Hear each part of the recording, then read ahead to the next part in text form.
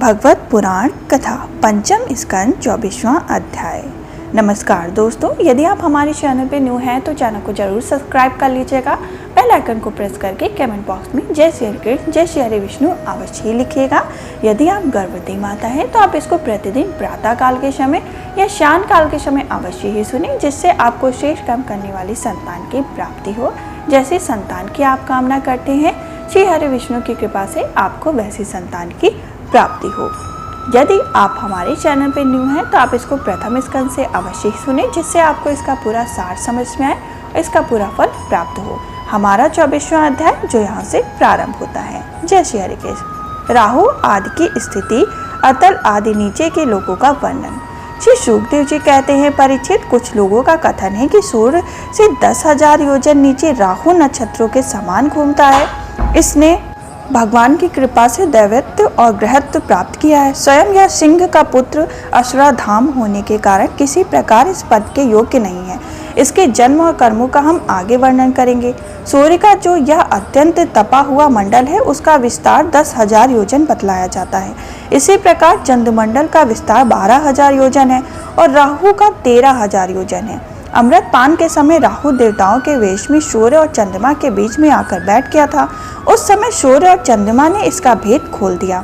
उस बैर को याद करके यह अमावस्या और पूर्णिमा के दिन उन पर आक्रमण करता है। यह देखकर भगवान ने सूर्य और चंद्रमा की रक्षा के लिए उन दोनों के पास अपने प्रिय आयुध सुदर्शन चक्र को नियुक्त कर दिया।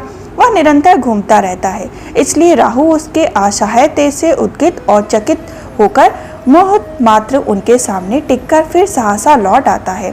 उसकी उतनी ही देर उनके सामने ठहरने ही लोग ग्रहण कहते हैं। राहु 10,000 योजन नीचे सिद्ध चानन और विद्याधर आदि के स्थान, उनके नीचे जहाँ तक वायु की गति है और बादल दिखाई देते हैं, अंतरिक्ष लोक है। यह यक्ष, राक्षस, पिशाच, प्रेत और भूतों का विहार स्थल है। उससे नीचे 100 योजन की दूरी पर यह पृथ्वी है।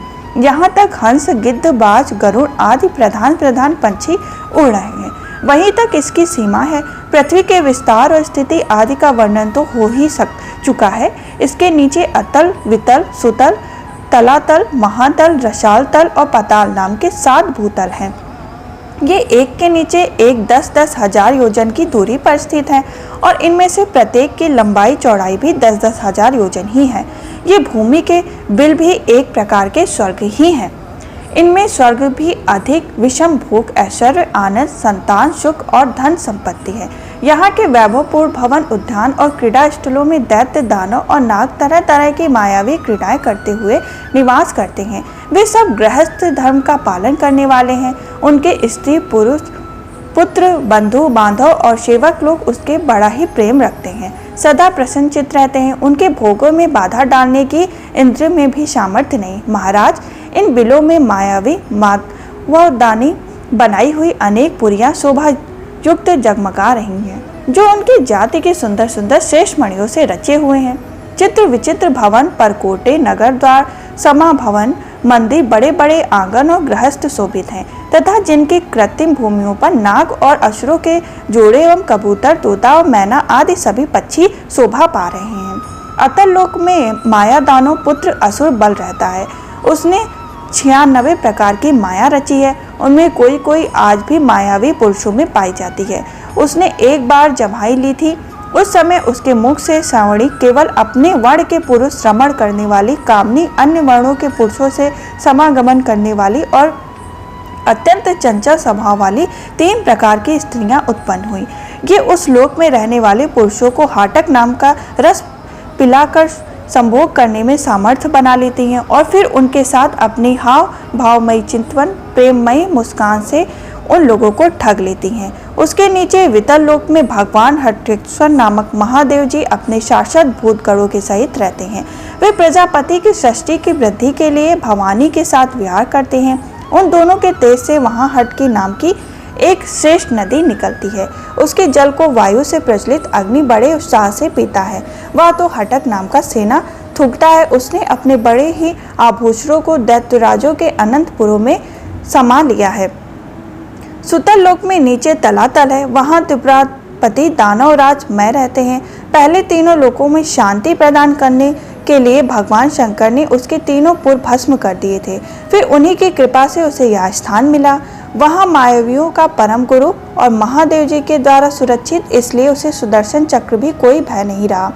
वहाँ के निवासी उसका बहुत ही आदर करते हैं।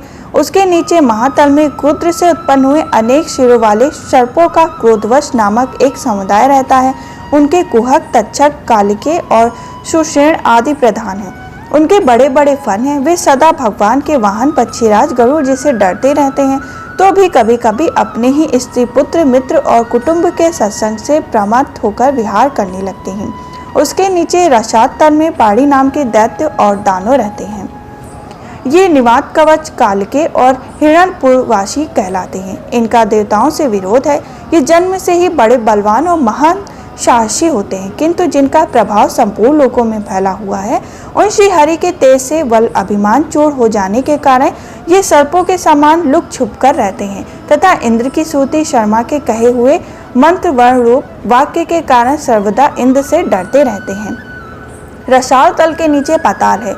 वहाँ शंख, कुलिक, महाशंख, श्वेत, धनंजय, धृष्टराष्ट्र, चूड़, शंख, कंबल, अश्वर और देवदत्त आदि बड़े क्रोधी और बड़े बड़े फनों वाले नाग रहते हैं। इनमें वासुकी प्रधान है। उनमें से किसी के 5, किसी के 7, किसी के 10, किसी के 100 और किसी के 1000 सिर हैं। उनके फनों की चमकती हुई मणियां अपने प्रकाश से पाताल लोक का सारा अंधकार नष्ट कर देती हैं।